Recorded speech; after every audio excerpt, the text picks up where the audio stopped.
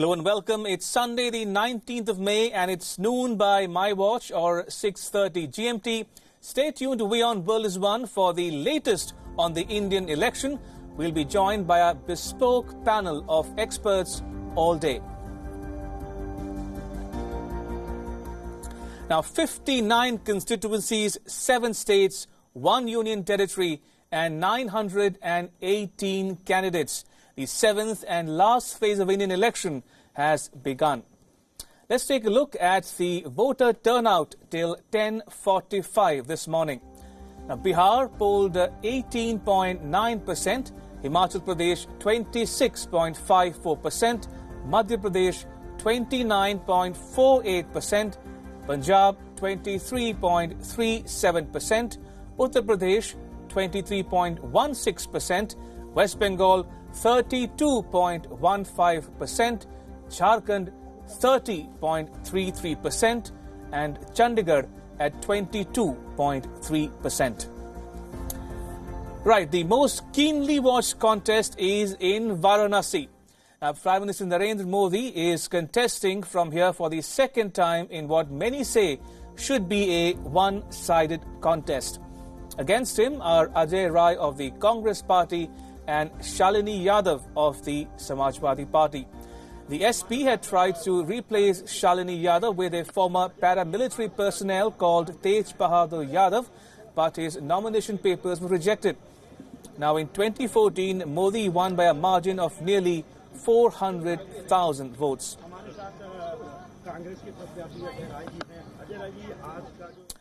And in neighbouring Bihar, 8 seats are going to the polls today.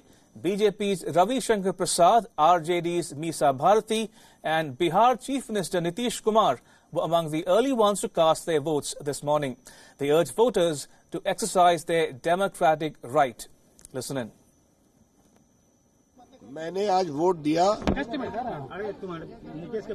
बहुत जनता का आशीष मिल रहा है और जो पूरे देश की हवा है वही पटना साहब की भी हवा है। वो हमें प्रभावी जीत दिलाना चाहते हैं क्योंकि देश की जनता नरेंद्र मोदी जी को दोबारा प्रधानमंत्री बनाना चाहती है।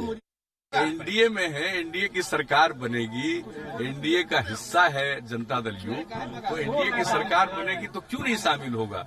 एक मैंडेट के बाद होगा। लेकिन इन सब चीजों पर चर्चा करना आज कोई जरूरी नहीं है।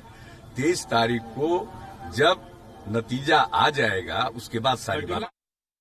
लोकतंत्र में सबको अपना अधिकार है और एक तरह से महापर्व की तरह पूरे लोगों को मनाना चाहिए। खास तौर पे जो आधी आबादी है महिलाओं को, उनसे मैं यही अनुरोध करूंगी, निवेदन करूंगी कि वो लोग अपने घरों से निकलें और अपने अधिकार का प्रयोग करें।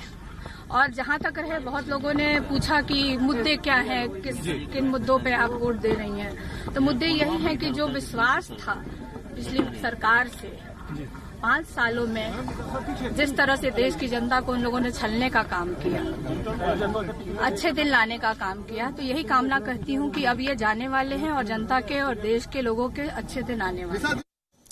All right, joining me live from Bengaluru is a special guest, K.S. Dakshinamurti, who is a journalist who is joining us live on this bulletin. Thank you so much for joining us on WION World is One. Appreciate it. Now, before we discuss the specifics of the election campaign so far, including today's polling as we speak, I wanted to take a step back and look over the past 2 months of election campaigning and 7 phases of polling. Where do you think India is headed?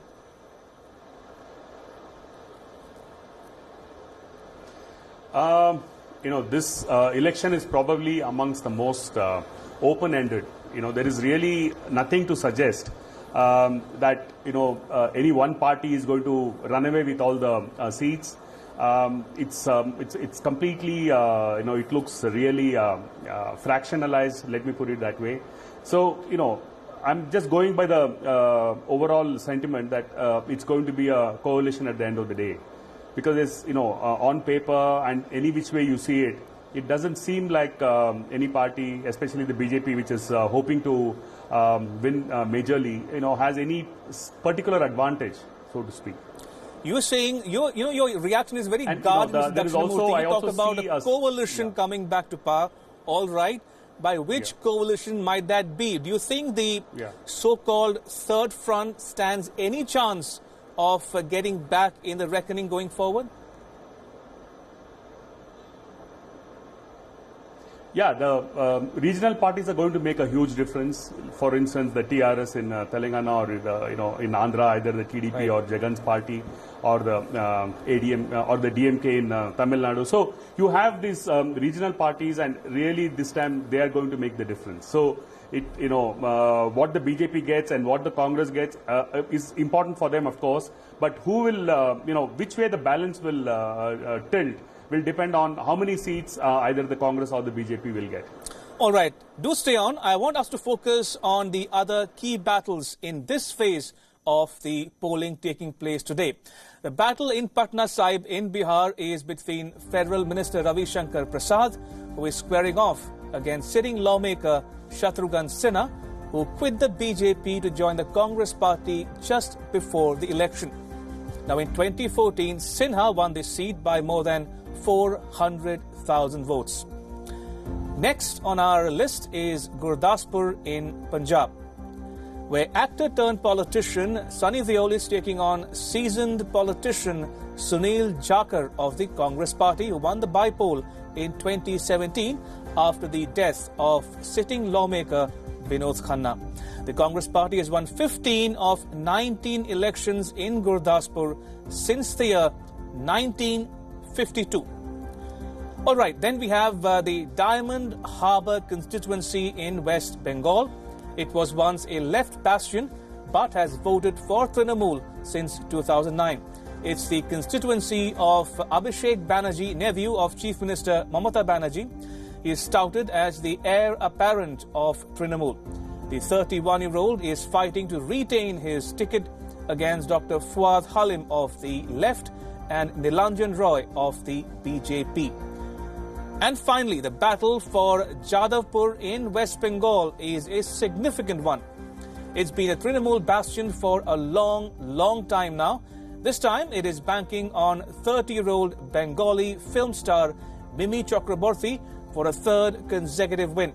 She faces Anupam Hazra of the BJP and Bikash Ranjan Bhattacharya of the Left Front. All right, if I can go back to my guest in Bengaluru now, what's the sense you're getting about the impact of the violence on voter turnout in Bengal? How crucial might that be on the overall outcome of the elections in Bengal? Violence during elections has become a part of tradition in Bengal. And the point here is that even before, the elections, people have already decided who they want to vote for. So the violence per se will not, affect the polling in any which way. Rather, I would say that issues like, say, this desecration or the breaking of the statue of Ishwar Chandra Vidyasagar, that kind of an issue can make a difference because it still, is a very sensitive issue in Bengal. So that can make a difference. But the violence per se, it's like part of the process now in Bengal. And, ideally, of course, there should be no violence. Unfortunately, this has become, a part of, the process, as I said. So the elections per se, unless it prevents people from going and voting in a free and a fair manner, if that happens, then obviously it's going to make a difference to the final outcome. But the real cause for any change or the way the electorate will swing will really depend on the issues beforehand. And I think my own gut feeling is that it's all this has been decided by the individual voter. They've already decided whom they're going to vote for in the last, let's say, even in the last week or 15 days, so to speak. Mr. Dakshinamurti, now conventional wisdom suggests that the BJP in particular would look to compensate for the loss of seats in the so-called Hindi heartland by winning more seats than expected in states such as West Bengal and Odisha. Now, talking about West Bengal in particular, do you subscribe to that view that BJP might perform better than the 2 seats it won in 2014?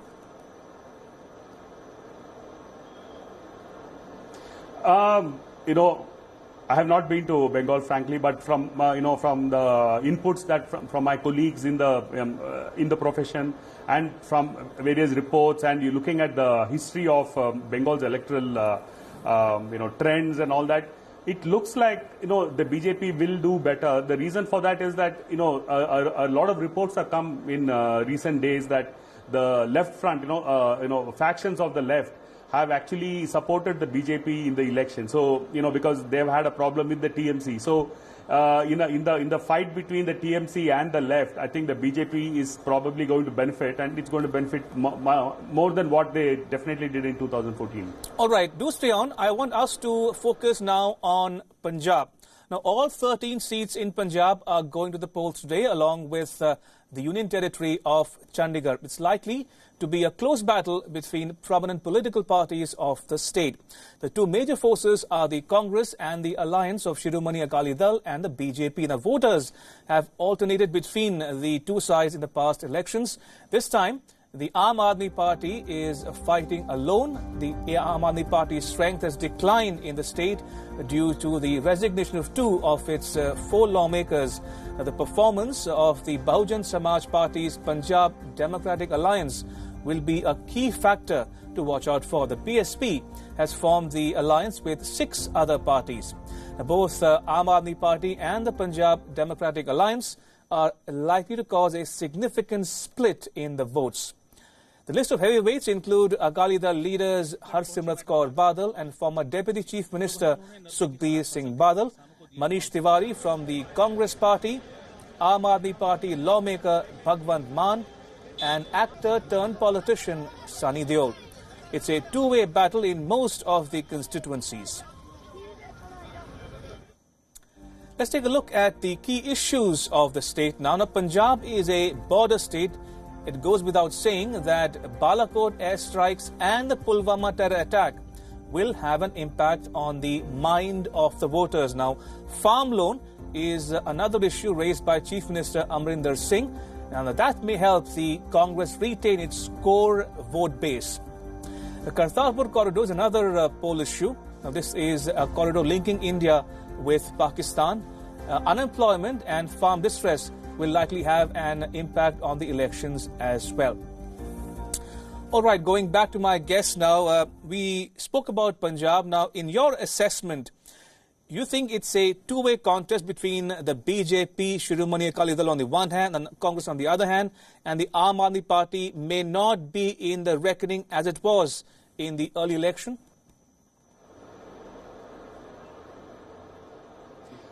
Definitely, ideally for the Congress and for the AAP, it would have made a lot of sense for them to align with each other. That would have given them a good opportunity, to take on the SAD and the BJP.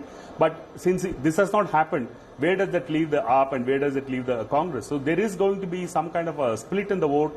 But for as far as the incumbency factor in Punjab is concerned, the Congress still seems to be on a strong wicket. Amrinder Singh is carried off, his term until, so far pretty okay. There is not any major controversy that has happened. And also, as far as Akali Dal is concerned, there are, problems within the Akali Dal of factionalism, and things don't seem to be perfectly fine. So it seems to be, in a sense, an even battle. What the AAP and Congress have lost in terms of not aligning with each other has got neutralized by the problems within the Akali Dal. So I would say it is a very even battle in Punjab, and anything can happen. It can go either way. It's again a very open-ended battle in Punjab. All right, open-ended battle in Punjab, says my guest, Mr. Dakshinamurti. On that note, thank you so much for joining us on WION World is One. Appreciate it. All right, and staying on the election story, today marks the end of a mammoth 7th-phase exercise that saw millions of Indians voting to choose who will represent them in the 17th Lok Sabha. Let's take a look at how these constituencies fared in the last election in 2014. Now, in Uttar Pradesh, the NDA had won all 13 seats that are going to the polls today. The BJP had clinched 2, while its ally won 1 seat. The total voting percentage for Uttar Pradesh was 54.89%. In West Bengal, the Trinamool Congress won all 9 seats. A polling percentage of 79.33% was recorded here last time. The lone seat of Chandigarh was won by the BJP. A total of 600,000 people cast their vote with a polling percentage of 73.71%. Out of the total 13 seats going to the polls in Punjab, the NDA had won 6, the BJP clinched 2, and 4 were won by its ally Shiromani Akali Dal. Now, 8 seats are going to the polls in Madhya Pradesh. Today, the mandate in 2014 was completely one-sided. The BJP managed to pull off a whitewash, winning all seats. 82 candidates were in the fray from Madhya Pradesh in the last election in 2014. It saw a voter turnout of 67.29%. Likewise, in Himachal Pradesh, where the BJP won all 4 seats. Himachal recorded a decent polling percentage of 64.42%. Now, Bihar too was completely in NDA's favour.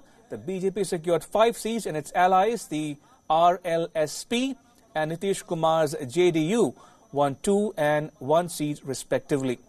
The state recorded a voting percentage of 51.48%.